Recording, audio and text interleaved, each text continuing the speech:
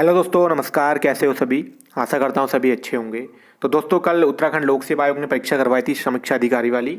तो दोस्तों, जीएस वाला पोर्शन हमने कल सॉल्व कर दिया था। हिंदी वाला पोर्शन जो बचा हुआ है 121 से 150 तक का, तो इसको दोस्तों हम सॉल्व करने वाले हैं। काफ़ी दोस्तों इसमें जो है बेसिक क्वेश्चन आए थे, लेकिन जो ऑप्शनल है काफ़ी टफ दिए हुए हैं। तो आपको समझना है और अच्छे से दोस्तों हम इसको हल करवाएंगे।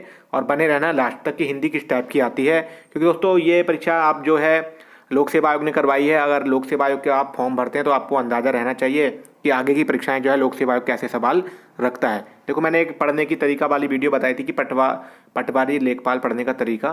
तो दोस्तों उसमें मैंने बताया था कि आप अपनी बेसिक को मजबूत करो, अपनी जड़ मजबूत करो। कल आपने पेपर देखा हुआ, सारा बेसिक आ रखा है। परीक्षावाड़ी से काफ़ी क्वेश्चन आ रखे हैं, लगभग 25 प्लस या 30 प्लस क्वेश्चन जो है परीक्षावाड़ी से कल की परीक्षा में आए थे। तो दोस्तों चलिए स्टार्ट करते हैं। और अगर चैनल पर पहली बार हैं तो जरूर सब्सक्राइब कर लें, क्योंकि यहाँ पर ऐसी लेटेस्ट और अपडेट जानकारी मिलती रहती है। तो दोस्तों पहला क्वेश्चन था, कौन सा शब्द कमल का पर्यायवाची नहीं है?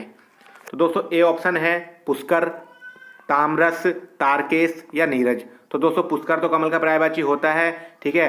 ताम्रस भी होता है और नीरज भी होता है। तारकेश जो है दोस्तों नहीं होता है। तो दोस्तों ये हो जाएगा पहला क्वेश्चन का आंसर, आपका हो जाएगा तारकेश, ठीक है। तो उसके बाद नेक्स्ट क्वेश्चन चलेंगे, निम्नलिखित में से किस शब्द की वर्तनी गलत है? तो दोस्तों इस क्वेश्चन को थोड़ा ध्यान पूर्वक देखेंगे।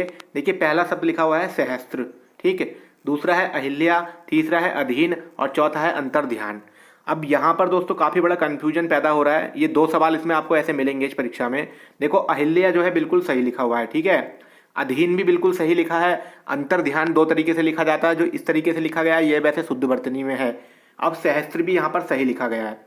अब देखा जाए तो ओवरऑल दोस्तों चारों ऑप्शन वैसे सही है कि वर्तनी जो है चारों की सही है। मतलब इन्होंने गलत पूछा है हमसे कि कौन सा गलत है। तो दोस्तों इनमें गलत फिलहाल देखा जाए तो कोई नहीं है। अगर आप देखो, आयोग क्या आंसर इसका मानता है, क्योंकि जो सारे वर्तनियाँ लिखी गई हैं वो उस हिसाब से सही लिखी हुई हैं, ठीक है। तो गलत इसमें अहिल्या भी सही है, अधीन भी सही लिखा है दोस्तों, अंतर्ध्यान भी सही लिखा है और सहस्त्र भी, ठीक है। तो इस क्वेश्चन को थोड़ा ऐसे ही रहने देंगे हम। बाकी आप देख लेना, अगर आपको ठीक लगे तो मुझे कमेंट में बता देना। उसके बाद दोस्तों चलते हैं नेक्स्ट क्वेश्चन पे कि निम्नलिखित में से सही वर्तनी वाला शब्द बताना है। आपको सही बताना है दोस्तों। तो पहला ऊषा है, ठीक है, ऊषा है। उसके बाद सन्यासी है, उसके बाद अनुग्रहित है, उसके बाद व्यावसायिक है। तो बिल्कुल गलत है क्योंकि छोटा हुआ आता है, ठीक है। उसके बाद अनुग्रहित है दोस्तों, इसमें गै पे जो है अनुग्रहित में हमारा जो गै होता है इस पर ये वाला रह लगता है, ठीक है। तो ये अनुग्रहित गलत हो जाएगा। व्यावसायिक दोस्तों इसमें आ की मात्रा नहीं है वो पे, तो ये गलत हो जाएगा। अब शुद्ध बचेगा हमारा सन्यासी। और हमेशा आगे से भी ध्यान रखें कि सन्यासी पे कुछ बच्चे क्या करते हैं, सन्यासी हमारा सही है, इस पे बिंदी भी आती है और आधा नय भी आता है, ठीक है। तो इसका हो जाएगा बी ऑप्शन। उसके बाद दोस्तों नेक्स्ट चलेंगे, निम्नलिखित में से कौन सा विशेष्य विशेषण का उदाहरण नहीं है? दोस्तों तीसरा जो क्वेश्चन है 124 वाला कि निम्नलिखित में से कौन सा विशेष्य विशेषण का उदाहरण नहीं है। अब दोस्तों इन्होंने यहाँ पे ऐसे ऑप्शन रख दिए कि क्वेश्चन ना समझ हो पा रहा है। तो दोस्तों बस सिर्फ ये दो ही क्वेश्चन थे जो बिल्कुल परीक्षाओं में दोस्तों आयोग ने जो इस तरीके से रखे हैं, थोड़ा इसका आंसर भी दोस्तों सटीक नहीं हो पा रहा है, तो इसलिए दोस्तों इसको भी हम स्किप करेंगे। उसके अलावा दोस्तों सारे क्वेश्चन के आंसर हम आपको देने वाले हैं। तो चलिए दोस्तों चलते हैं। 125वां क्वेश्चन है, निम्नलिखित में से कौन सा वाक्य गलत है? आंखों से आंसू बहने लगे, ठीक है, पहला ऑप्शन। दूसरा है मैं प्रातःकाल टहलता हूं। तीसरा है मैं आपके दर्शन करने आया हूं। चौथा है उसके प्राण उड़ गए। तो सीधी सी बात है दोस्तों, उसके प्राण निकल गए, ठीक है। इसका आंसर हो जाएगा डी। बाकी सब सही है दोस्तों, ठीक है। उसके अलावा चलेंगे नेक्स्ट पे।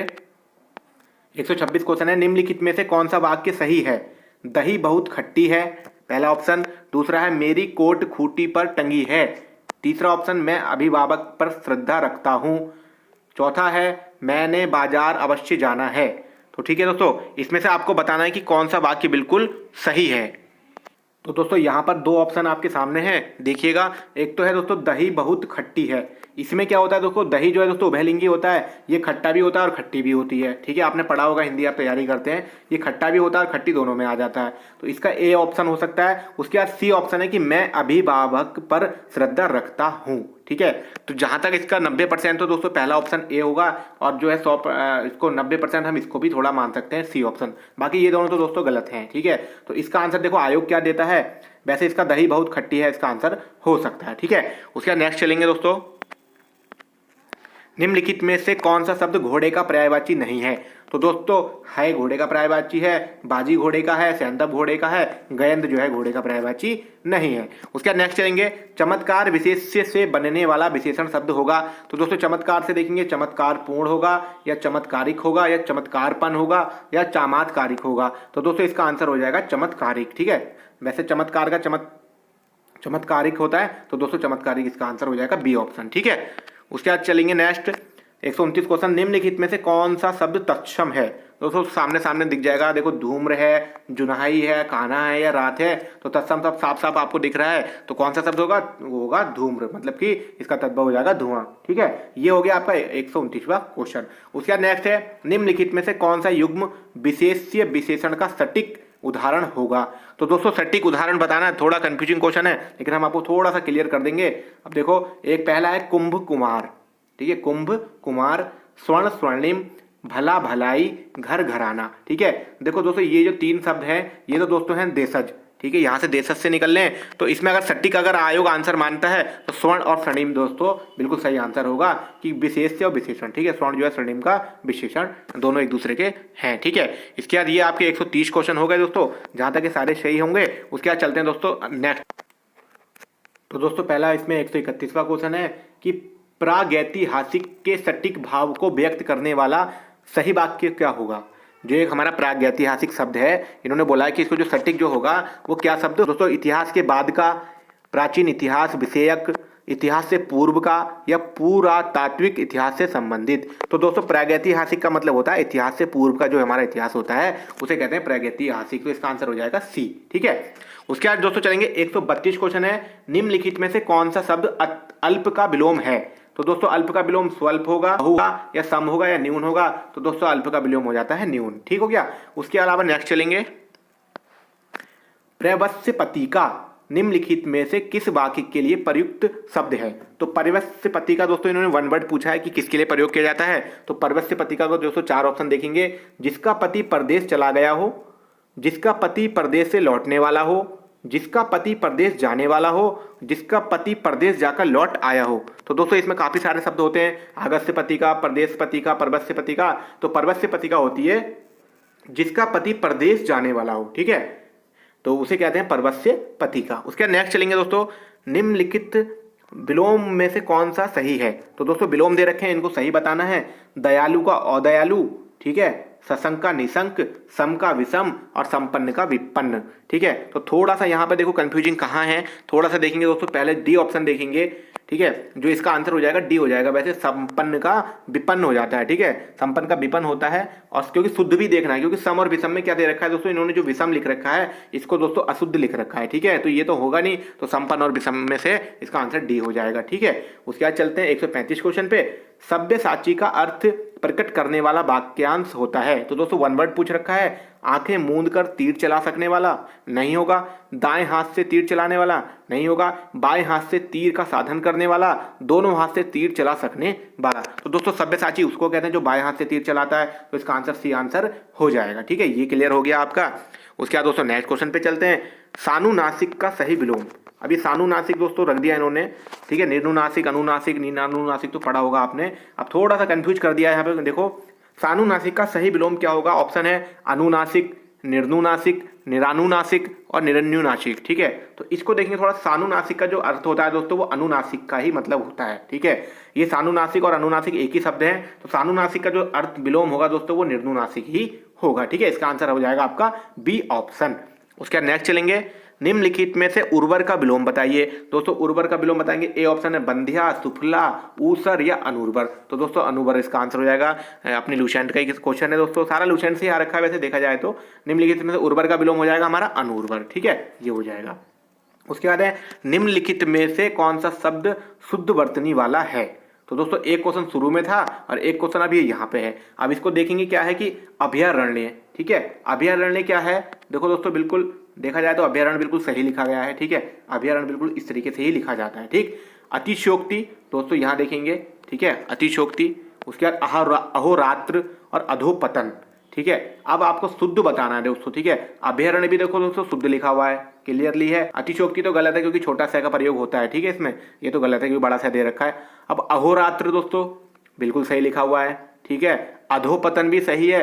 वैसे एक हिसाब से इसके बीच में विसर्ग आ जाते हैं, अधो के बाद अधपतन होता है। अब इन्होंने बोला है कि शुद्ध वर्तनी वाला बताना है। अब दोस्तों अब अभ्यारण्य रखेंगे क्या अहोरात्र रखेंगे। अब दोस्तों यहाँ पर भी आयोग कौन सा आंसर सही देता है, या तो ये क्वेश्चन में दोनों क्वेश्चन में दोनों सभी बच्चों को 2-2 नंबर मिल जाएंगे, 1-1 नंबर सभी को मिलेगा, ठीक है। क्योंकि देखो अहोरात्र बिल्कुल अपनी जगह सही है और अभ्यारण्य भी सही है, ठीक है। या तो आयोग अभ्यारण्य को मानता है या अहोरात्र को, फिर अधोपतन भी एक हिसाब से सही सही है, ठीक है। अब या तो यहाँ पर ये पूछ देते कि अशुद्ध, क्योंकि अशुद्ध पूछते तो इसका आंसर अतिशोक्ति बन जाता, क्योंकि 3 तो अपने हिसाब से सही है, अगर वो अशुद्ध रखते तो अतिशोक्ति इसका आंसर राइट हो जाता है एकदम से, ठीक है। या तो ये थोड़ा सवाल में ही ऐसा हुआ है। अब आयोग दोस्तों जो है क्या है, सभी बच्चों को ऐसे क्वेश्चन में नंबर दे देता है, ठीक है। उसके बाद चलेंगे 139 क्वेश्चन पर। मूर्ख व्यक्ति प्रायः बहुत बोलते हैं में विशेष से विशेषण है। तो दोस्तों बिल्कुल आराम से समझना, आपने विशेष से विशेषण पढ़े होंगे। देखो ध्यान लगाओ, मूर्ख व्यक्ति प्रायः बहुत बोलते हैं, तो बोलने की विशेषता कौन बता रहा है दोस्तों, थोड़ा सा देखो विशेष की विशेषता विशेषण क्या हो जाएगा, बोलते हैं की विशेषता कौन बता रहा है, बहुत, ठीक है। तो दोस्तों इसका आंसर हो जाएगा आपका डी ऑप्शन, बहुत। उसके बाद नेक्स्ट है 140वां क्वेश्चन, दिया सलाई का तत्सम रूप क्या होगा। तो दोस्तों दीप शिखा होगा, या दीप सलाका होगा, या दीप मालिका होगा, या दीप ज्वाला होगा। काफी बच्चों ने दीप ज्वाला करा होगा, लेकिन तो दोस्तों इसका आंसर दिया सलाई वाले का आंसर आपका हो जाएगा दीप सलाका। तो उसका जो तत्सम रूप होता है वो दोस्तों क्या होता है, दीप सलाका होता है। तो दोस्तों 140 क्वेश्चन हो गए हमारे, अब 10 क्वेश्चन बचे हैं, चलते हैं जल्दी से नेक्स्ट पेज पे, बने रहिए। तो दोस्तों 141वां क्वेश्चन होगा आपका कि प्रतीप का सही पर्यायवाची क्या है। तो प्रतीप एक दोस्तों शब्द दिया है। पहला ऑप्शन दोस्तों इसका देख लेंगे थोड़ा सा। इसका पहला ऑप्शन है विरुद्ध, दूसरा है प्रकाशित, तीसरा है उज्जवल और चौथा है प्रतिशोध। तो दोस्तों प्रतीक का जो अर्थ होता है दोस्तों वो प्रतिकूल होता है, उल्टा होता है। तो दोस्तों इसका आंसर हो जाएगा ए ऑप्शन विरुद्ध, ठीक है।